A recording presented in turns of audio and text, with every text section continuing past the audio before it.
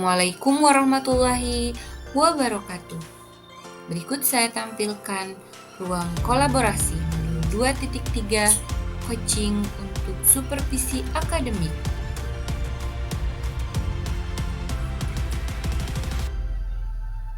Bersama saya Nisa Solihat, CGP Angkatan 11 Kabupaten Garut, Provinsi Jawa Barat, Unit Kerja SDN 4 Pelita Asih.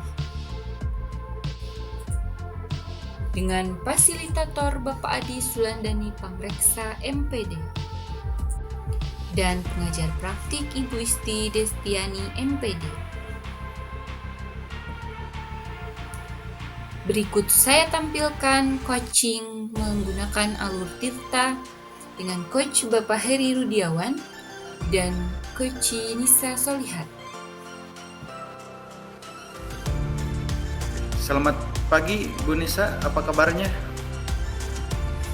Pagi juga Pak, Alhamdulillah kabarnya baik Pak.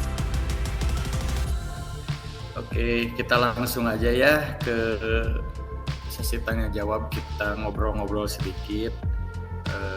Boleh ya, kita mulai ya Bu Nisa ya? Iya Pak, kita mulai saja. Oke, sebelum kita mulai, bagaimana perasaan Ibu menjelang sesi coaching, atau hal khusus apa yang ingin Ibu diskusikan atau yang Ibu fokuskan? Sejujurnya saya sendiri merasa sedikit tegang Pak, karena akhir-akhir ini kan banyak sekali kegiatan yang menuntut kita itu bisa berpresentasi dengan baik ya Pak. Dan itu lumayan menjadi masalah buat saya Pak. Tentu. Oke, saya menghargai keluh kesah Ibu, kejujuran Ibu ya. Oke, mari kita jadikan sesi ini sebagai ruang untuk menjelajahi solusi bersama. Apakah ada hal khusus yang ingin kita bahas lebih mendalam, Bu, tentang pembicaraan ini? Nah, untuk hal khususnya sepertinya saya itu ingin meningkatkan kemampuan presentasi saya Pak di depan umum. Oh, tentang kaitannya dengan kepercayaan diri gitu Bu ya? Iya, benar sekali Pak. Oke, kita akan mencoba untuk menyamakan persepsi dulu tentang pembicaraan kita kali ini. Oke, boleh saya bertanya kepada Ibu? Ya, silahkan Pak, boleh. Apa tujuan yang ingin Ibu capai secara keseluruhan dalam proses ini?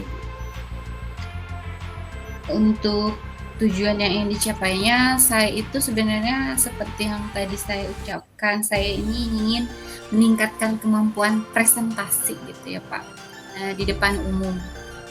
Oh, berarti lebih menekankan kepada meningkatkan kapasitas Ibu dalam hal presentasi atau public speaking gitu Bu ya?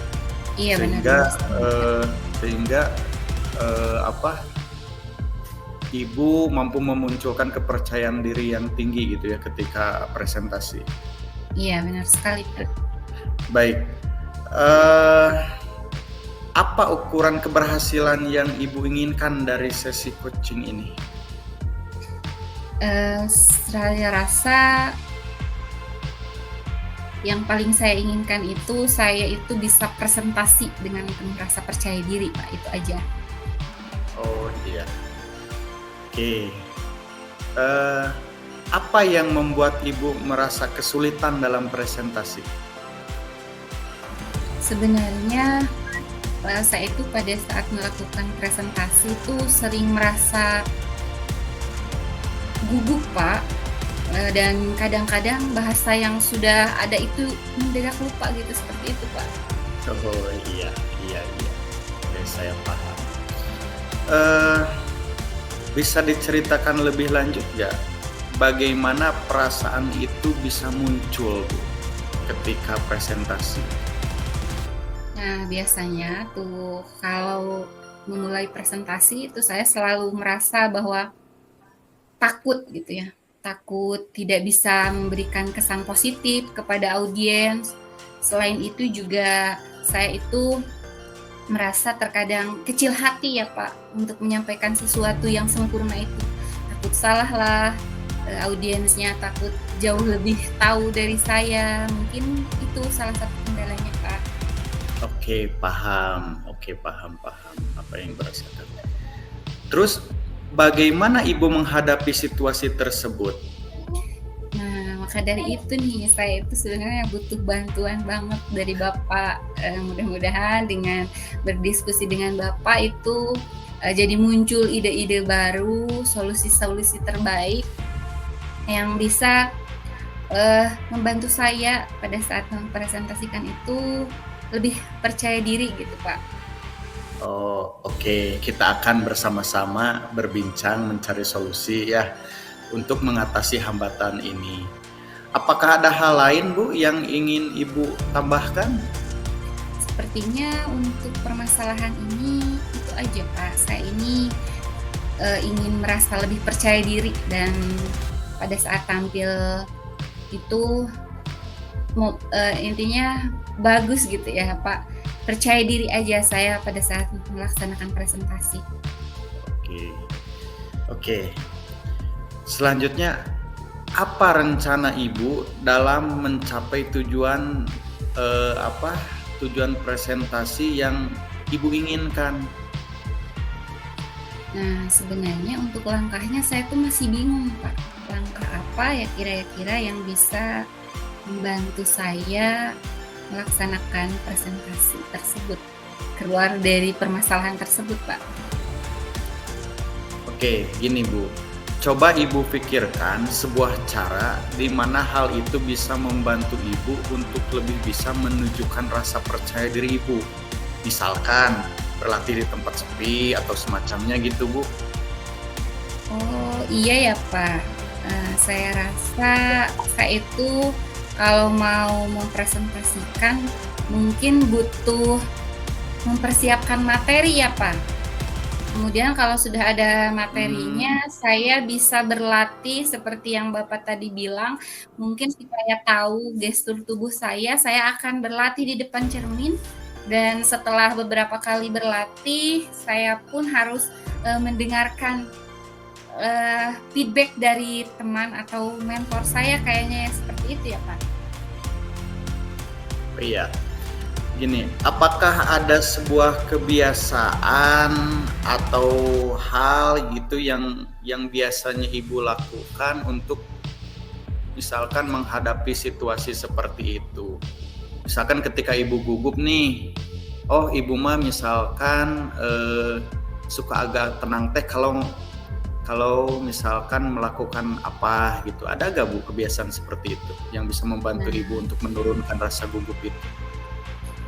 Nah, sebenarnya ada sih Pak. Saya biasa kalau gugup itu suka menarik napas panjang dan mengeluarkannya secara perlahan Pak.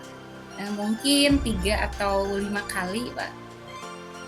Dan itu saya membuat saya lebih tenang Pak dan tidak terlalu lebih lega gitu ya.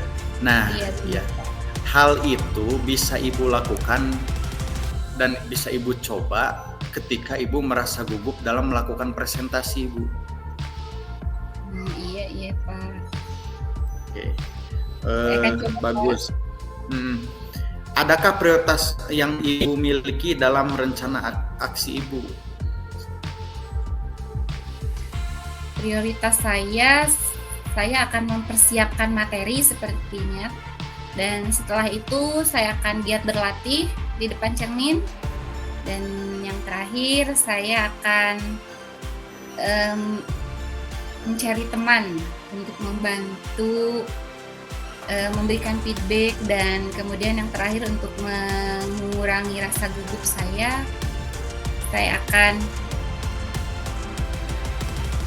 mempersiapkan materi Pak, tentunya dengan sangat bagus gitu ya, sangat dikuasai. Itu langkah yang sangat baik. rencana aksi yang terstruktur juga dan fokus pada detail akan membantu Ibu mengatasi tantangan-tantangan tersebut, Bu.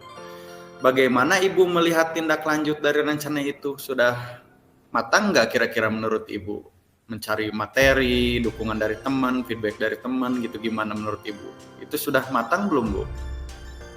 Iya, sepertinya saya benar-benar sudah matang, Pak. Saya akan mencari referensi materi presentasi yang baik, lalu mempersiapkan slide presentasi yang menarik juga, dan berlatih presentasi dengan fokus, Pak. Oke, Saya mantap. juga berencana seperti yang tadi saya rencanakan ya, akan meminta feedback konstruktif untuk terus memperbaiki diri, Pak. Oke, hebat, mantap. Lakukan yang terbaik, mencoba dan terus berlatih, Bu. Oke, baik. Sekarang mari kita masuk ke tahap selanjutnya. Misalkan apa komitmen Ibu terhadap rencana aksi yang akan atau yang sudah Ibu lakukan? Komitmennya tentu saja saya akan selalu mempersiapkan diri ya Pak, pada saat akan melaksanakan presentasi tersebut, dan berlatih juga mencari feedback itu secara terus-menerus Pak, tidak hanya Oke, sekali dilakukan. oke. Oke, menurut Ibu nih, kira-kira siapa dan apa yang dapat membantu Ibu dalam menjaga komitmen Ibu tersebut? Nah, pertama mungkin saya harus mencari teman, meminta teman untuk memberikan feedback dan membantu saya dalam berlatih presentasi, Pak. Saya percaya dukungan mereka akan menjadi pendorong motivasi dan pemantik perbaikan, Pak. Oke. Bagaimana dengan tindakan lanjut dari kegiatan coaching ini, Bu? Tindakan lanjutan dari coaching ini bagaimana menurut Bu? Iya, mungkin saya akan terus berlatih, Pak. Berlatih presentasi Dan terus-menerus sampai jago gitu ya? Iya ya, iya. Juga meningkatkan kemampuan presentasi, dan seperti saya bilang tadi, kegiatan ini saya rasakan saya terus lanjutkan, terus lakukan gitu ya, tidak hanya sekarang saja. Oke, hebat. Selamat Bu, selamat menjalankan, selamat berlatih, selamat mencoba. Saya yakin Ibu pasti bisa. Coaching sesi kedua dengan Coach Nisa Solihat dan Coach Faisal Abdi. Iya Pak. Assalamualaikum Bu Nisa. Apa kabarnya hari Waalaikumsalam ini? Pak Pai. Alhamdulillah sehat walafiat. Gimana Pak Pai? Mudah-mudahan sehat juga ya Pak. Gimana apa yang mau kita obrolkan hari ini kira-kira Pak? Ya, terima kasih Bu Nisa atas waktunya. Saya ingin membicarakan tentang sebuah masalah, Bu, yang sedang saya hadapi di sekolah. Oh, jadi Bapak sedang ada masalah di sekolah? Iya, Bu. Oh, iya tentu boleh Pak. Saya siap mendengarkan.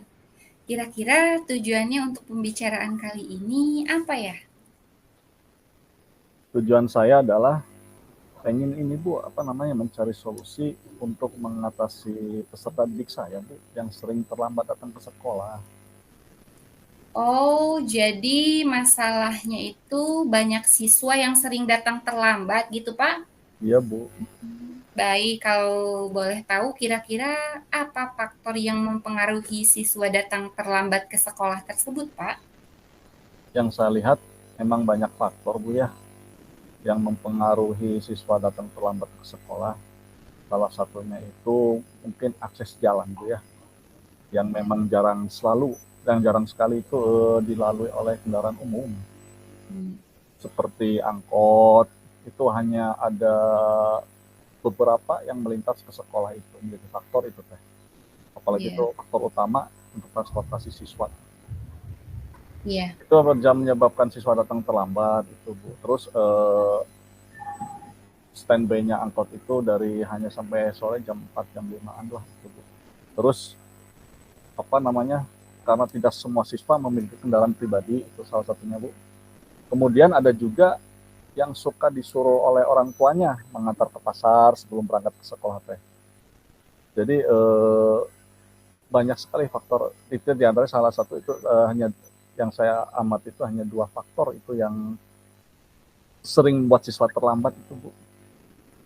Oh, oke. Jadi salah satu faktor utamanya adalah masalah transportasi, begitu ya, Iya, Pak? Bu, transportasi, Bu.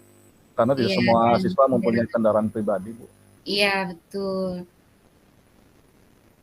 Bagaimana, Pak? Apakah suasana pembelajaran jadi terhambat karena adanya siswa yang sering terlambat tersebut? Siswa memang, yang saya amati memang siswa menjadi kurang fokus saat pembelajaran. Karena baru masuk kelas saat proses pembelajaran sudah dimulai. Jadi itu salah satu menghambat, mengganggu peserta pelajaran yang lain. Sulit untuk belajar dengan baik, dan suasana belajar juga menjadi kurang kondusif karena di tengah-tengah pelajaran siswa baru masuk, pelajaran baru mulai, siswa ada yang masuk itu kadang memang sangat-sangat mengganggu itu, kadang menghilangkan fokus itu, Bu. Iya, benar sekali ya, Pak.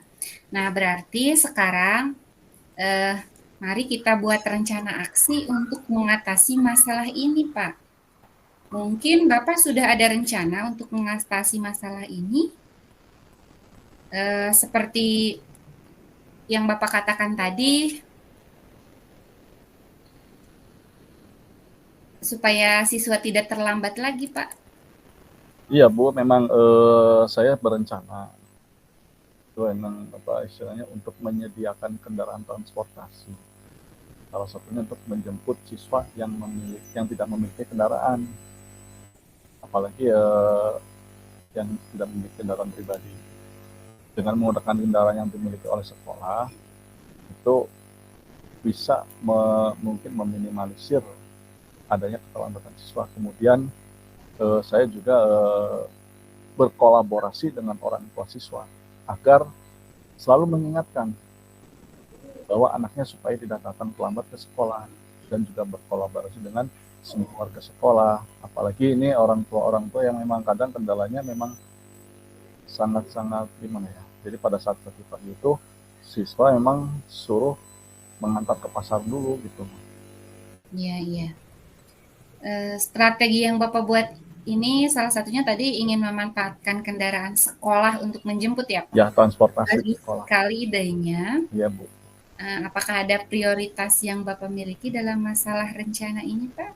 Oh, ada, Bu. Prioritas saya itu memastikan dan selalu memonitoring siswa agar tidak terlambat datang ke sekolah. Dan terus selalu berkolaborasi dengan orang tua siswa, seluruh warga sekolah, maupun dengan kepala sekolah. Strategi yang akan saya lakukan adalah mensosialisasikan kepada siswa bahwa sekolah akan menyediakan kendaraan untuk menjemput siswa yang tidak memiliki kendaraan. Itu solusi yang pertama. Solusi yang kedua juga mungkin kalau memang solusi satu itu tidak terpenuhi, mungkin kita bisa kerjasama dengan komunitas angkot. Jadi mungkin komunitas angkot itu bisa MOU sama sekolah, dia bisa standby pada saat siswa berangkat atau pulang sekolah. Mungkin itu, Bu. Oh, iya, bagus sekali, Pak. Sepertinya tanggung jawab utamanya itu ada pada Bapak untuk melaksanakan rencana ini ya, Pak. Iya, Bu. Bagaimana kira-kira Bapak akan memastikan strategi yang Bapak buat itu berhasil, Pak? Kalau untuk masalah waktu, saya akan melaksanakan rencana ini dalam waktu 1 bulan dulu, Bu. Itu pun waktu tercepat, karena banyak sekali yang harus dipersiapkan untuk mengatasi hambatan yang muncul saat program berjalan. Yang pertama kali saya lakukan yaitu langsung dikomunikasikan dengan kepala sekolah dan melibatkan seluruh warga sekolah dalam proses mengatasi masalah yang terjadi. Itu, Bu. Wah, mantap sekali, Pak. Sangat bagus juga terlihatnya itu Bapak sudah siap untuk melaksanakan rencana ini ya, Pak. Terima Saya kasih. yakin Bapak dapat mengatasi masalah ini dengan baik. Jangan ragu untuk meminta bantuan jika memang Bapak membutuhkan ya, Pak. Benar, Bu. Satu lagi Bu, itu saya juga akan melakukan evaluasi secara berkala untuk Iya, melihat apakah masih banyak siswa yang datang terlambat sekolah setelah sarana dan prasarana yang sudah disediakan, kemudian menerima dengan senang hati masukan-masukan dari semua warga sekolah agar pelaksanaannya selalu lancar. Jadi selalu dievaluasi, Bu. iya, bagus sekali Bapak sudah bisa merencanakan dengan sangat sempurna, bahkan sudah mengingat evaluasi ya, sebelum kegiatan ini dilaksanakan. Terima Jangan kasih. ragu, apabila ada kendala kita Siap, Bu. lakukan diskusi lagi ya, Pak. Siap, Bu. Siap. Terima Iya, kasih atas dukungannya, Bu. Saya akan melaksanakan rencana ini semaksimal mungkin dan selalu optimis, Bu. iya, Pak. Selamat mencoba, Pak. Terima kasih, Bu. Mudah-mudahan lain waktu kita bisa ketemu lagi. Terima kasih, Bu. Assalamualaikum warahmatullahi wabarakatuh. Waalaikumsalam warahmatullahi wabarakatuh.